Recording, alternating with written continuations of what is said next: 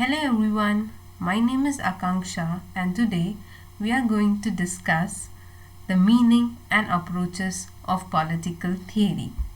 Sabine has quite simply explained what is political theory. It is man's attempt to consciously understand and solve the problem of his group life and organization. Now let us see the meaning of political theory. Political refers to something related to polity, that is public, which is distinguished from private or something applicable to a limited number of persons. But in recent times, the term political has increasingly changed its meaning and thus has made the subject of political science more diverse and complex.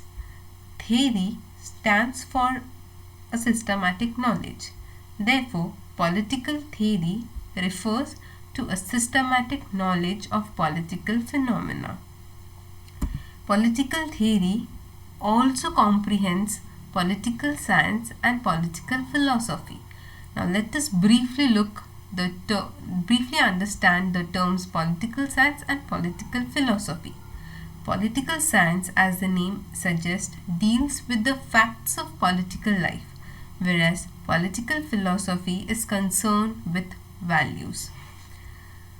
Now let us see the different approaches in political theory. The first is the traditional approach and the second is the contemporary approach. The traditional approach is largely dominated by normative approach, whereas the contemporary approach is largely dominated by empirical approach. Now let us discuss the normative approach and empirical approach in detail. The normative approach is concerned with values, whereas the empirical approach is concerned with facts.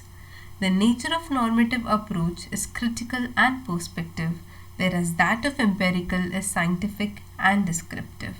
The result of normative approach can be debatable, but that of empirical is verifiable. The criteria for validity of normative approach is right and wrong, and that for empirical is true and false. Now, the traditional approach is further classified into philosophical approach, historical approach, legal approach, and institutional approach, whereas contemporary approach is further classified into behavioralism and post-behavioralism. Let's discuss each approach in detail. So, traditional approach and its characteristics are: traditional approach was widely prevalent till the outbreak of Second World War. As it is largely dominated by normative approach, it stresses on the values of politics. It also emphasizes on the different structure and institutions.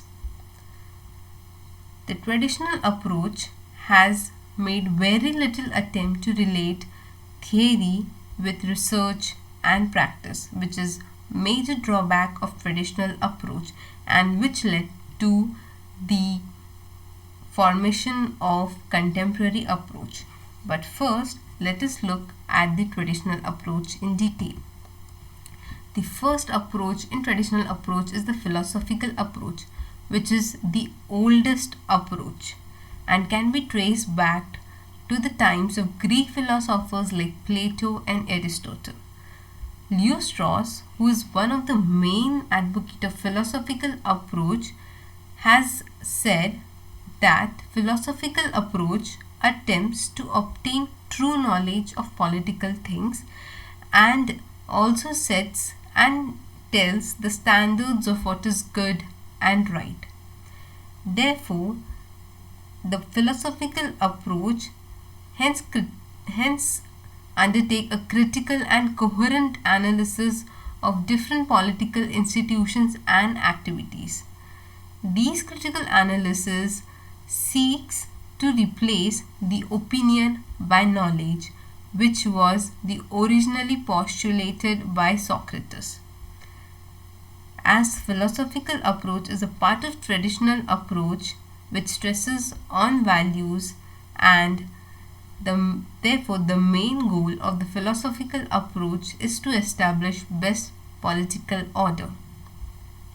The philosophical approach was in the state of decline, but with the publication of Rawls' theory of justice, it has again seen a revival. The next approach is the historical approach.